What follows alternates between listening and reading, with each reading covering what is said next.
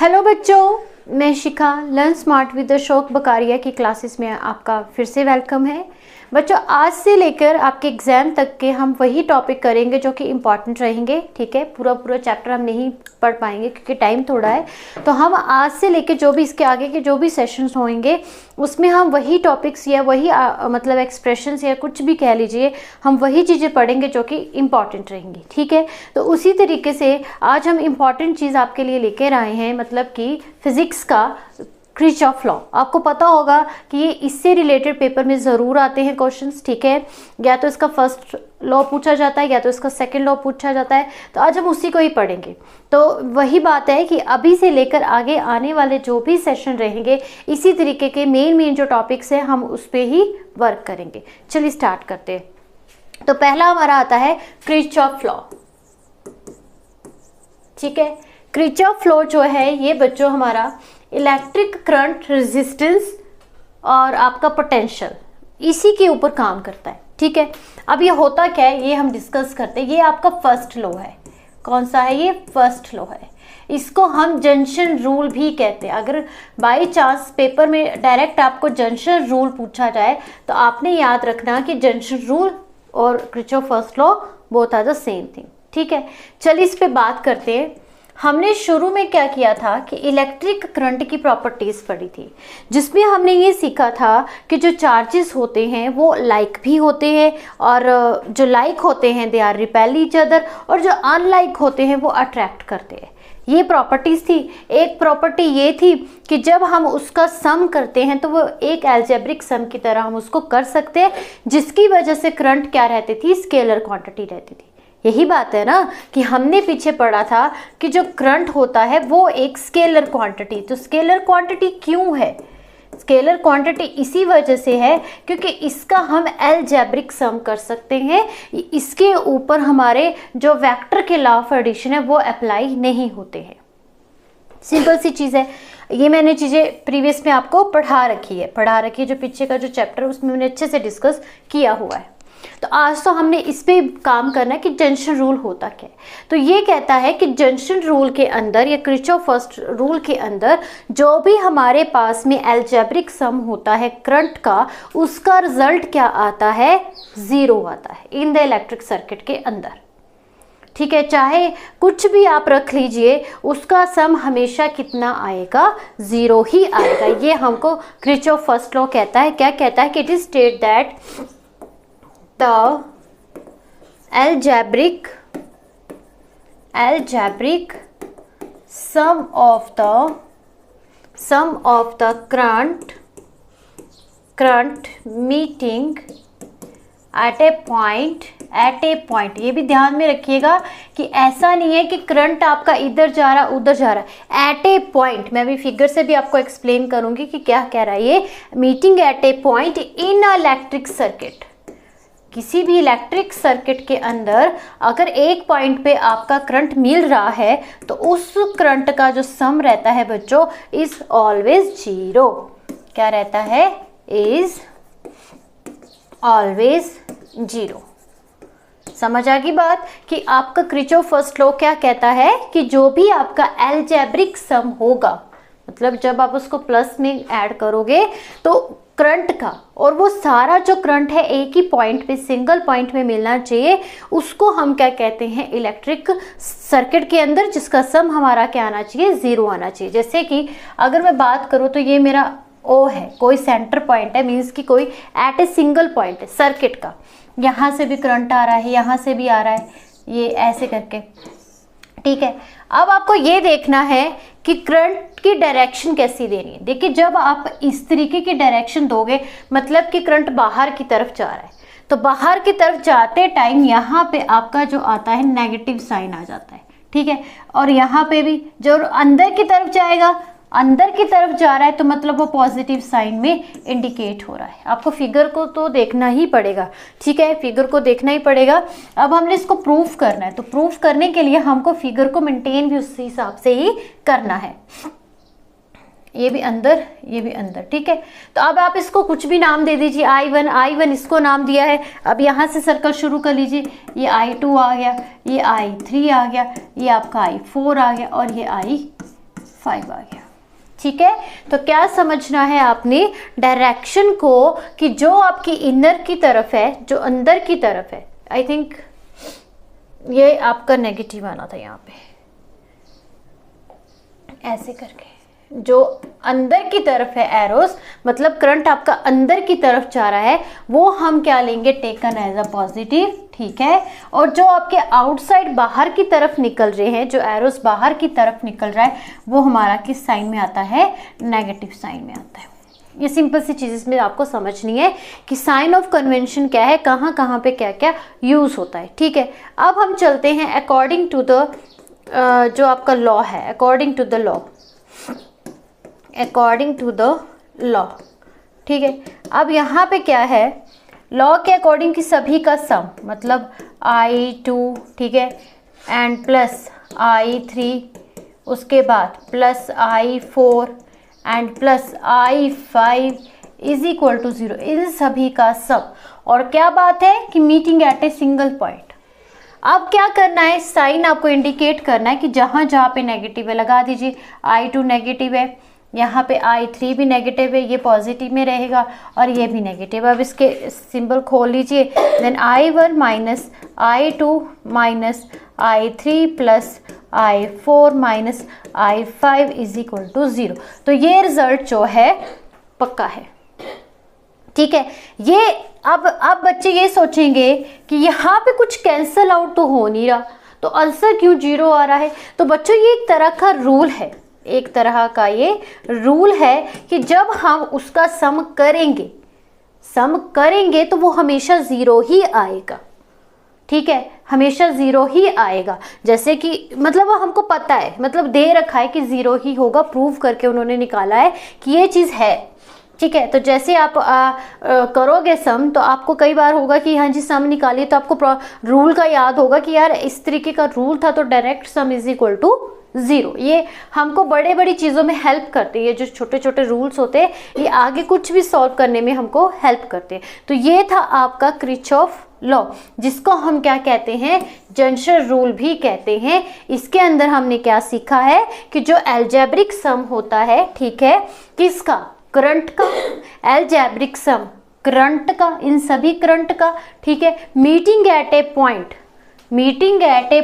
In the electric circuit is always 0, is known as a Kirchhoff first law या फिर junction rule. And ये आपका क्या आ गया, प्रूफ है। बस प्रूफ में आपको क्या करना है, फिगर बनाना है, बस ये लिखना है कि I1, I2, I3, I4, I5 negative क्यों है या पॉजिटिव क्यों है, तो वो थोड़ा सा आपको बताना है। तो इसमें सिर्फ इतना सा रीज़न है कि एक अगर आपका एंटी क्लॉकवाइज चलता है या क्लॉकवाइज चलता है तो उस चीज़ का आपने रीज़न देना है।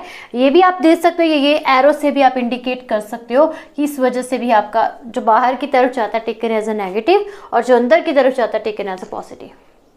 ठीक है बच्चों, अब चलते हैं नेक्स्ट आता है आपका लूप रूल। अब बच्चे सोचेंगे कि लूप रूल क्या है भाई, आपका ये क्या है, किरचॉफ सेकंड लॉ है, किरचॉफ, ठीक है, सेकंड लॉ है। जैसे फर्स्ट लॉ को आप जंक्शन रूल कहते थे, और इसको हम क्या कहते हैं, लूप रूल। ठीक है, तो चलिए बच्चे नेक्स्ट देखते हैं हम लूप रूल। ठीक है, इसको हम सेकंड किरचॉफ लॉ भी कहते हैं। ठीक है, और हमने ये छोटा सा एक डायग्राम आपको बना रखा है। अब हम इसको एक्सप्लेन करते हैं कि इसके अंदर है क्या। पहले आप चीज़ को समझ लीजिए कि इसके अंदर होगा क्या।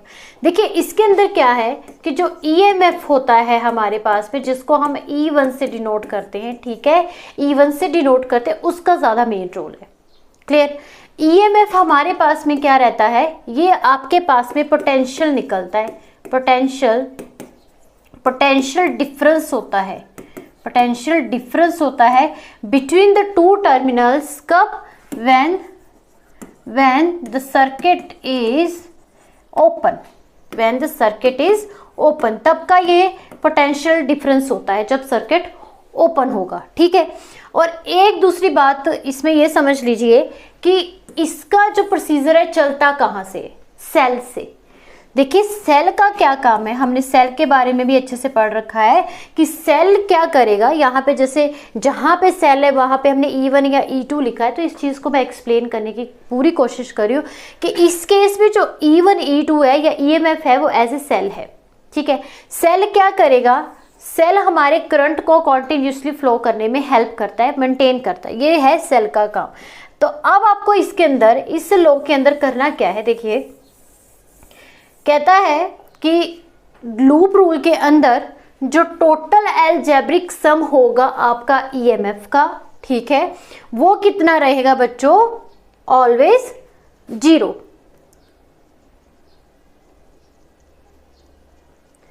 ठीक है, ऑलवेज 0 नहीं रहेगा। जो टोटल सम रहेगा हमारे पास में किसका, ईएमएफ का इज इक्वल टू द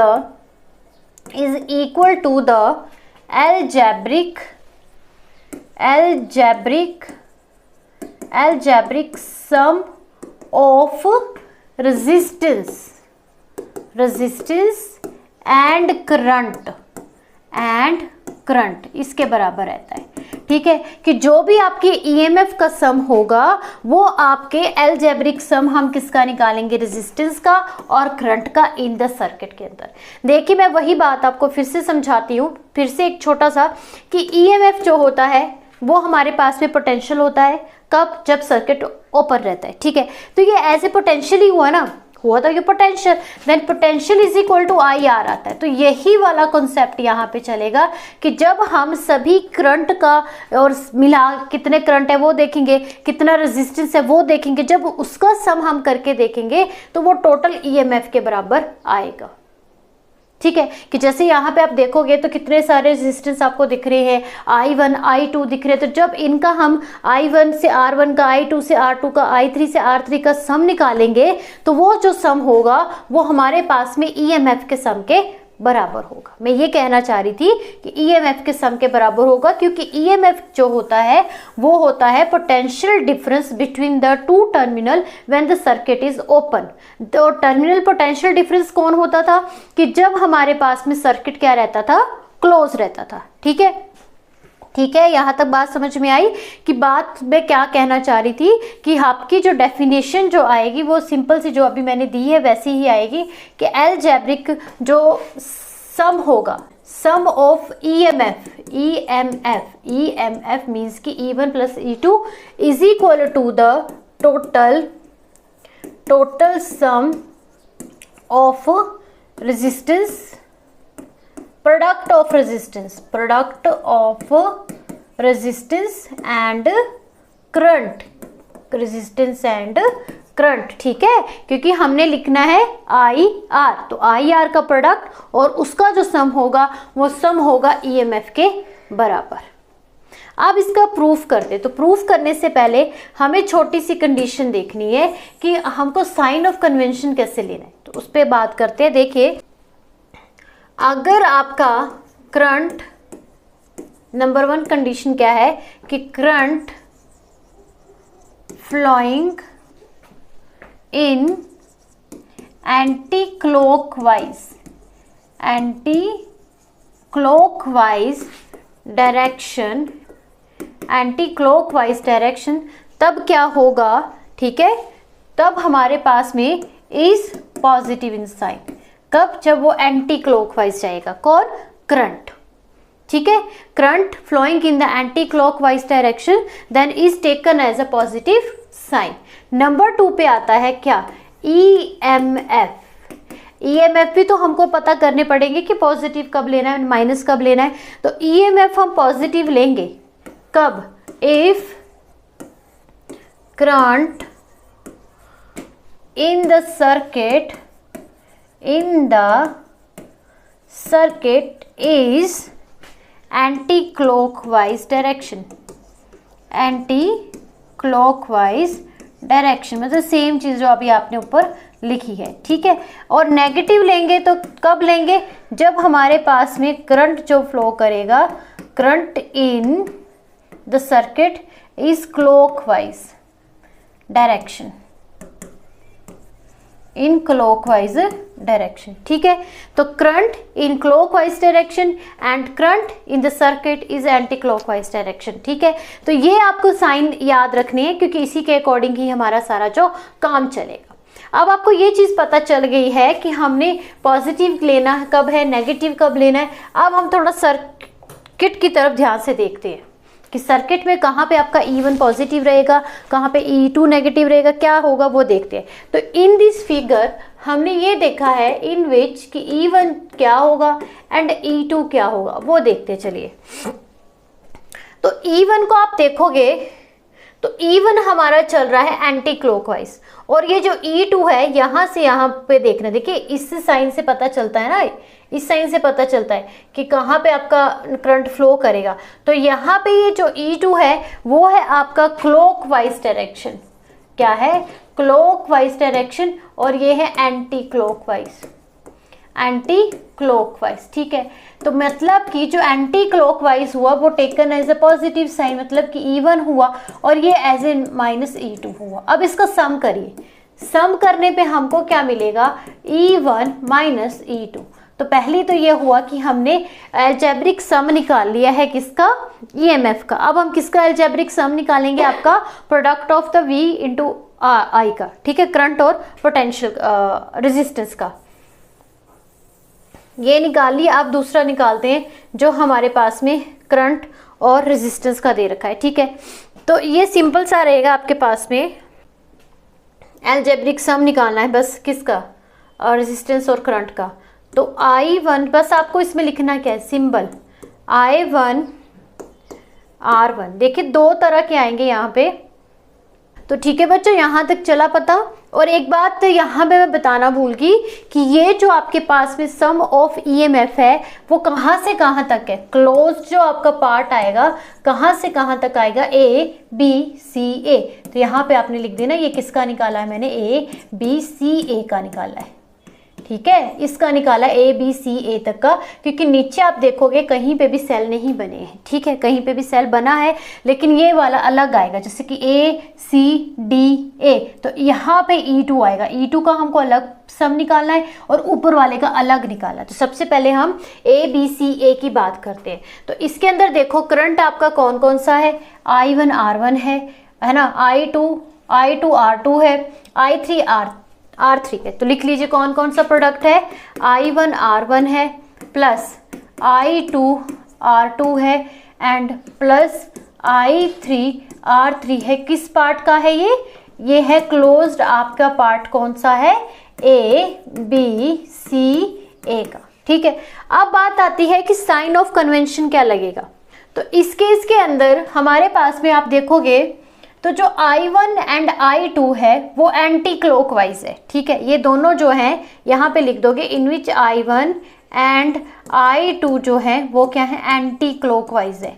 तो एंटी क्लॉकवाइज होंगे तो यहाँ पे हम किस में लेंगे? Is taken as a positive. But I3 जो है वो क्या है? यहाँ पे क्लॉकवाइज है, क्लॉकवाइज है। ठीक है, क्लॉकवाइज की वजह से ये किस में लेंगे? हम नेगेटिव में लेंगे। तो अब आप यहाँ पे लगा लीजिए I1 R1 plus I2 R2 minus I3 and R3 and is equal to किसका निकाला है हमने? ये क्लोज्ड पार्ट। ये अभी मैं बताऊंगी कि ये कब हमने ऐसे लिखना है, A B C A।